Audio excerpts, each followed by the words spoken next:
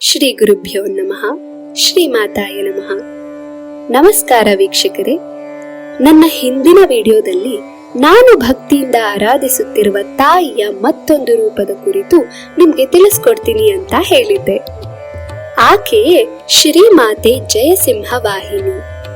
ನನ್ನ ಆಧ್ಯಾತ್ಮಿಕ ಪಯಣ ಪ್ರಾರಂಭವಾಗಿದ್ದು ನಾನು 7ನೇ ತರಗತಿಯಲ್ಲಿದ್ದಾಗ.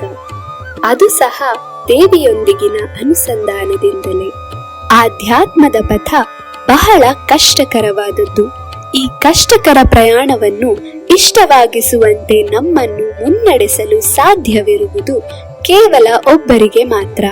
ಅವರೇ ಸರ್ವಶ್ರೇಷ್ಠರಾದ ಸಮರ್ಥರಾದ ಸದ್ಗುರುಗಳು. ಗುರುಕೃಪೆ ಇಲ್ಲದೆ ಆಧ್ಯಾತ್ಮದ ಹಾದಿಯಲ್ಲಿ ನಾವು ಒಂದು ಹೆಜ್ಜೆಯನ್ನು ಮುಂದಿಡುವುದು ಅಸಾಧ್ಯ.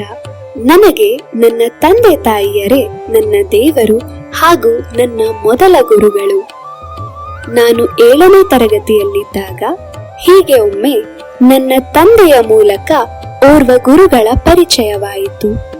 ಅಲ್ಲಿಂದ ಮುಂದೆ ನಡೆದದ್ದೆಲ್ಲ ದೇವಿಯ ಪವಾಡವೇ. ಗುರುಗಳು ದೇವಿಯನ್ನು ತಲುಪುವ ದಾರಿಯಲ್ಲಿ ಮುನ್ನಡೆಸಿದರು. ಮುಂದೆ ಹೋದಂತೆ ದೇವಿ ನನ್ನೊಟ್ಟಿಗೇ ಇರುವಳೆಂಬುದಕ್ಕೆ ಹಲವು ಅನುಭವಗಳು ಸಾಕ್ಷಿಯಾದವು. ಯಾವ ಗೊಂದಲಗಳಿದ್ದರೂ ಅದರಿಂದ ಮುಕ್ತಿ ಹೊಂದಲು ದೇವಿ ನನಗೆ ಮಾರ್ಗದರ್ಶಕಳಾದಳು. ನಾನು ಆಕೆಯೊಂದಿಗೆ ಮಾತನಾಡೋಕೆ ಶುರು ಮಾಡಿದೆ.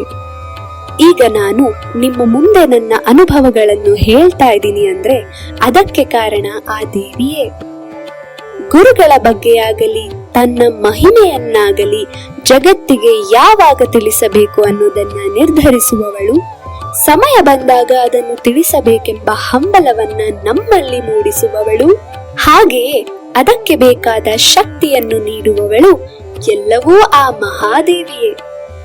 ಮಹಾಚೇತನ ಯೋಗ ದೀಕ್ಷೆಯ ಮೂಲಕ ಸೃಷ್ಟಿಯ ಅಣು ಅಣುವಿನಲ್ಲೂ ಶ್ರೀಮಾತೆಯ ಇರುವಿಕೆಯ ಅರಿವನ್ನು ತೋರಿಸಿಕೊಡುತ್ತಿರುವವರು, ಆ ಮೂಲಕ ನಮ್ಮ ಚೇತನವನ್ನು ಪುನಶ್ಚೇತನಗೊಳಿಸುತ್ತಿರುವವರು ಸದ್ಗುರು ನಾರಸಿಂಹ ಯೋಗಿಗಳು.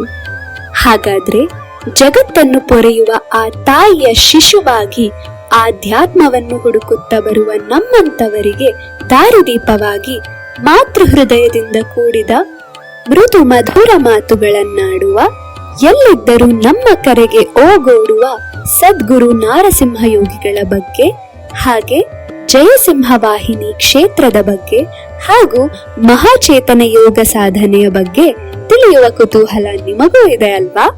ಖಂಡಿತವಾಗಿಯೂ ಈ ಎಲ್ಲಾ ವಿವರಗಳೊಂದಿಗೆ ಮತ್ತೆ ನಿಮ್ಮ ಮುಂದೆ ಬರ್ತೀನಿ. ಅಲ್ಲಿಯವರೆಗೂ ನಿಮ್ಮೆಲ್ಲರಿಗೂ ಪ್ರೀತಿಯ ನಮಸ್ಕಾರಗಳು.